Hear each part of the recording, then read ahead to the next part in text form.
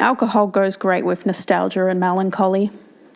It's what gives us misty-eyed barflies, forlorn poetry, midnight phone calls, the last page of The Great Gatsby, Sinatra ballads, and 73% of all country music.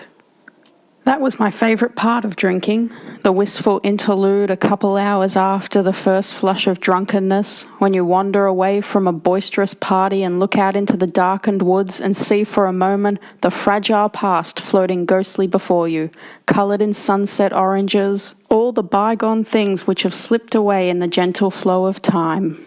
Your breath catches in the tightness of your throat and your eyes fill with tears. Then somebody calls your name, or you have to piss and you wander back into the party. I felt like I was at my finest in these moments. I felt poetic and sensitive and alive.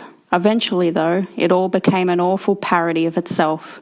The gentle wistfulness devolved into me sitting in front of my laptop, drunk on a Wednesday night, watching sad YouTube videos, weeping and slurping down vodka and water. I would watch any sort of weepy video, soldier homecomings, kids with cancer, dogs being put down, etc., just to get a good cry on, to trigger that dopamine release that came with the tears. It was nothing more than emotional masturbation, just like with the alcohol itself. I had found something that gave me true pleasure, then used it over and over until my feelings had become rote and dead. The same sort of thing happened with my memories of Mother.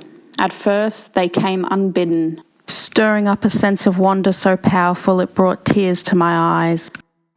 But over the course of too many drinks and too many hangovers, I replayed the memories over and over from every angle. Eventually, I couldn't be sure if certain parts came from the original or were formed during later recollections. The whispering magic became a monotonous drone. The vaporous impressions dried and hardened into simple facts. Mother was a woman sewn together from different things. Mother would come in late at night with a bag that squirmed. Inside the bag were children. We would go down into the basement where she kept the cages. We would do things to them together. I thought the memories had no more power. I thought they were just abstractions at this point. Bad data. Who could explain them, and why bother? Now I found myself walking down the street in the middle of the night, trying to burn off the eerie feeling that Sean's story had put inside me. At the intersection, a stiff breeze zipped down the empty lanes, making the traffic lights sway.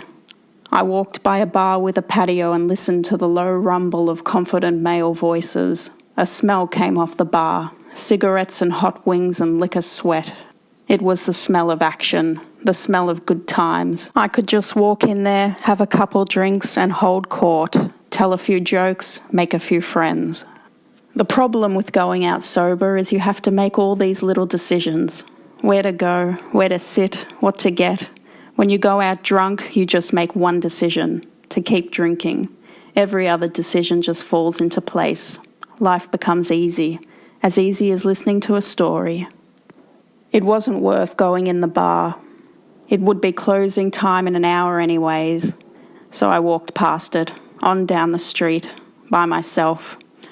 God, if there was no closing time, no tomorrow morning, just darkness and magic and mystery forever. If I could just be drunk until the end of time.